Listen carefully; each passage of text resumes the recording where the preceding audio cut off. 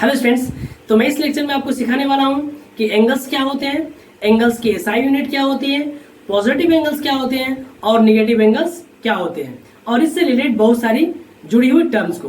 So students, अगर मैं बातें करूं आपके इस लेक्चर्स की फर्स्ट टॉपिक की, तो ये है एंगल्स। सबसे पहले मैं आपको बताना चाहता हूं कि एंगल्स क्या होती है। तो स्टूडेंट्स, मैं यहाँ पे एक फिगर ड्रॉ कर रहा हूँ, जिस फिगर में मैंने दो ठो रे ड्रॉ किया है। एक रे का नाम है ओ ए और दूसरी वाली रे का नाम है ओ बी, है ना। तो ये जो फिगर बना हुआ है ये दो रेज से मिलके बना हुआ है, एक ओ ए और सेकेंड वाली ओ बी, जिसमें एक पॉइंट जो इसका एक इंड है कॉमन है ना। एक इंड क्या है, कॉमन है, जिसको हम ओ नाम दिए हुए हैं।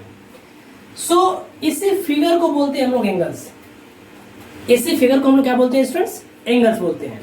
तो हम सिंपल सा बोल सकते हैं, the figure formed by two rays with a common end point is called angles. Listen me once again everyone. The figure formed by two rays with a common end point is called angles. Students, अगर मैं बातें करूं इस angle की naming की, तो हम इस एंगल की नेमिंग कुछ इस तरीके से करेंगे, ऐसे एंगल ए ओ बी। मान लेते हैं कि इसका मेजरमेंट 60 डिग्री है या 50 डिग्री है। तो इस एंगल्स के मेजरमेंट्स को हम रिप्रेजेंट करते हैं एक लेटर, ग्रीक लेटर, जिसको बोलते हैं हम लोग थीटा, जिसको हम लोग बोलते हैं स्टूडेंट्स थीटा, है ना। अभी मैं मान ले रहा हूं कि इसकी जो मेजरमेंट है ये है 60 डिग्री। तो मैं यहाँ से इसकी मेजरमेंट को कुछ इस तरीके से लिखूंगा, है ना, ऐसे measurement of angle A O B is equal to 60 degree, है ना स्टूडेंट्स। इस एंगल की नेमिंग को करने के लिए हम इस तरीके से लिख सकते हैं, ऐसे भी बी ओ ए। तो मैं लिख लिया एंगल बी ओ ए। अगेन अगर मैं इसकी मेजरमेंट की बातें करूं मेरे प्यारे बच्चों, तो हम लिख सकते हैं क्या, 60 डिग्री, है ना। तो आप देख रहे हो कि मैंने यहाँ पे एंगल की नेमिंग, यहाँ पे एंटी क्लॉकवाइज किया मैंने, यहाँ पे मैंने किया क्लॉकवाइज किया मैंने इसकी नेमिंग। आप चाहे इसकी नेमिंग एंटी क्लॉकवाइज लिखें, चाहे इसकी नेमिंग क्लॉकवाइज लिखें, फर्क इससे नहीं पड़ता। आपको करना क्या है कि इसमें जो कॉमन पॉइंट्स ओ हैं ये हमेशा सेंटर में होने चाहिए। जो जिस पॉइंट पे एंगल बन रहा है ना, ये पॉइंट्स हमेशा कहाँ होने चाहिए, सेंटर में। चाहे आप इसकी नेमिंग क्लॉकवाइज करें चाहे एंटी क्लॉकवाइज करें, उससे कोई मतलब नहीं है। नाउ स्टूडेंट्स, मैं बातें कर रहा हूं, देखो आपके मैंने सामने लिखा है 60 डिग्री 60 डिग्री, है ना। अगर मैं बातें करूं एसआई यूनिट्स की, तो ये जो डिग्री है ना, it is not the SI unit of angle, है ना, it is not the SI unit of angles. जब आप क्लास 11th में जाओगे तो आपको पढ़ाया जाएगा एंगल मेजरमेंट के दो सिस्टम, एक सेक्शनल सिस्टम और एक दूसरा होगा सर्कुलर सिस्टम, जिसमें हम एंगल्स को मेजर करते हैं रेडियन में। किसमें करते हैं स्टूडेंट्स, रेडियन में। और रेडियन ही होती है एंगल्स की एसआई यूनिट्स। क्या होती है मेरे प्यारे बच्चों, radian. Radian is what, it is the SI unit of angle, जिसको आपको हायर क्लासेस में जाकर के बहुत बेहतरीन तरीके से पढ़ाऊंगा। मैं अपने क्लास 11th के लेक्चर्स में इसको ऑलरेडी अपलोड कर रखा है, आप वहां पे जाके देख सकते हैं कि रेडियंस क्या होते हैं। सो स्टूडेंट्स, अगर मैं यहां से बातें करूं कि what is the SI unit of angles, so you may simply से इट इज द रेडियन। हाँ, एक इससे जुड़ी हुई मैं आपको जरूर बातें बताना चाहूंगा स्टूडेंट्स। 180 डिग्री में होता है पाई रेडियन। कितना होता है रेडियन को हम यहाँ पे सी से लिखते हैं, या समटाइम्स हम इसको वैसे भी लिख सकते हैं, ऐसे पाई लिख करके, और यहाँ लिखते हैं रेडियन, है ना, पाई रेडियन लिखते हैं।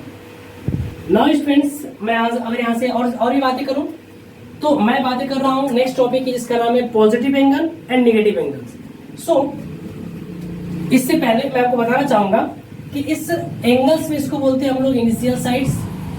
It is the initial sides and this is the terminal sides. This is what? This is terminal side. It is the air. तो अगर मैं यहाँ पे एक इनिशियल साइड ड्रॉ कर दूं, ऐसे ऐसे, है ना, और मैं इस इनिशियल साइड को मैं जो है कि एंटी क्लॉकवाइज रोटेट करूं, ऐसे एंटी क्लॉकवाइज, कुछ इस तरीके से, ऐसे एंटी क्लॉकवाइज मैंने कराया रोटेशन।